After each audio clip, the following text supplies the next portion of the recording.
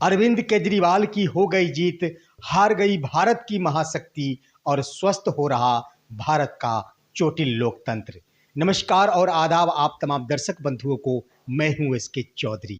साथियों, कहा गया है कि किसी भी क्षेत्र में जब कभी किसी का अति होता है तो उसका अंत भी होना शुरू हो जाता है। इतना ही नहीं, ये भी कहा गया है कि सत्य भले ही परेशान हो सकता है पर पराजित कभी नहीं हो सकता।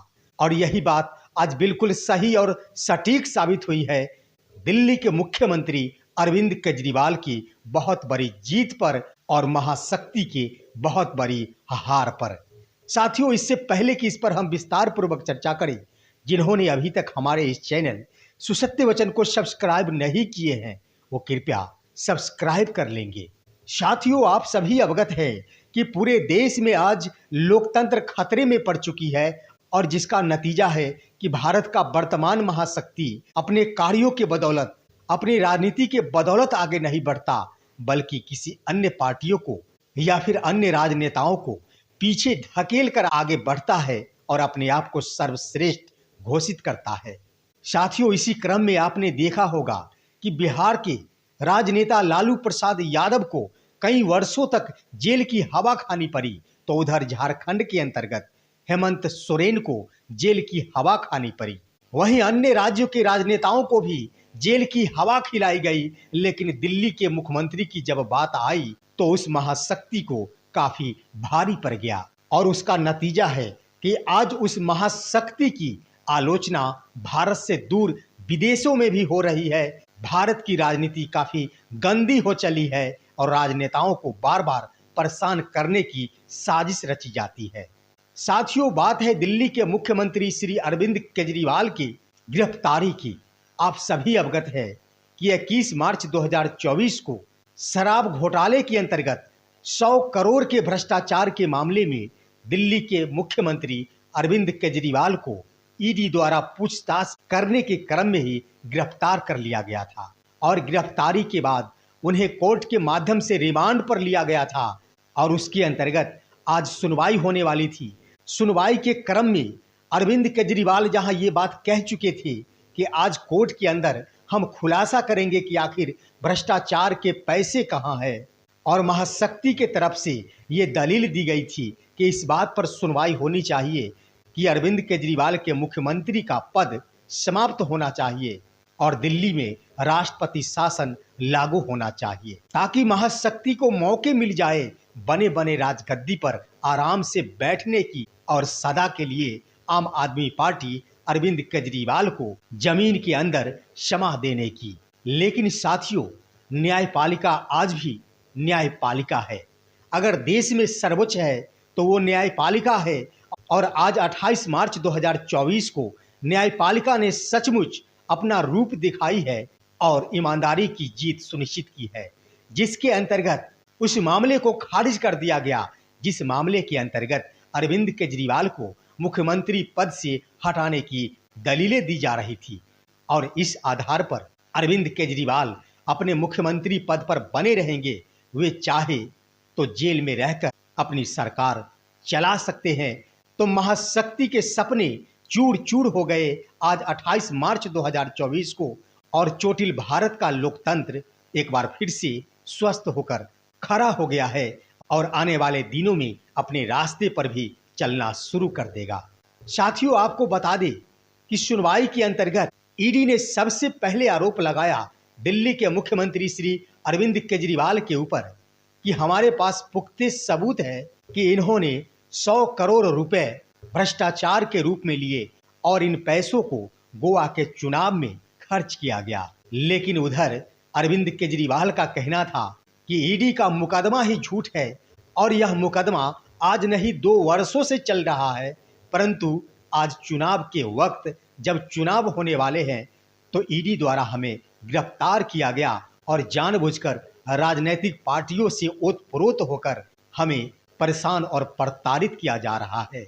आने वाले दिनों में जनता इसका हिसाब लेगी और इसका खामियाजा महाशक्ति को भुगतना पड़ेगा।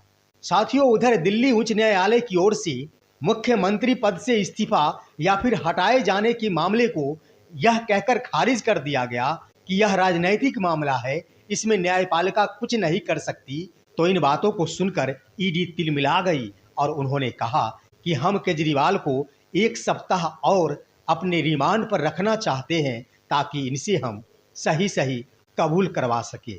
साथियों, जब ये बातें अरविंद केजरीवाल के कानों तक गई, उन्होंने कहा कि ईडी जितने दिनों तक चाहे जांच के लिए हमें रख सकते हैं, हमारी ओर से कोई ऐतराज नहीं है।